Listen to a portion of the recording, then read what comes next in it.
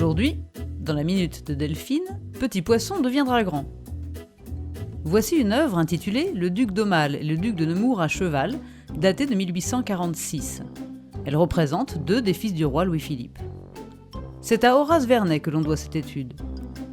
Voici l'œuvre finale qui a pour titre Louis-Philippe accompagné de ses fils sortant à cheval du château de Versailles. Vous me direz, pour une étude, ce tableau est déjà bien avancé. En effet, mais observez ces quelques détails.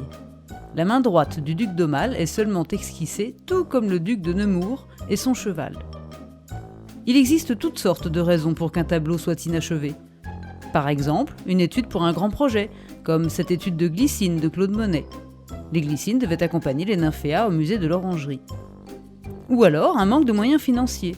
Le serment du jeu de paume de David coûtait beaucoup trop cher à l'État français. Ou bien encore une sorte de testament, dans cette œuvre intitulée Peinture inachevée, Keith Haring, artiste américain, exprime sa colère envers la maladie. Et bien évidemment, la mort de l'artiste, comme le rêve de Dickens de Robert William Buss, peintre anglais, qui ne put être achevé en raison de son décès. Mais terminons sur une note d'humour avec ce dessin de la ville. Ce petit voyage au cœur d'une œuvre permet aussi un détour par la chanson. Alors, pour observer cette œuvre de façon décalée, je vous propose de chanter le tango corse de Fernandel. Quand Dominique est fatigué de voir les autres travailler, se donne un peu de repos.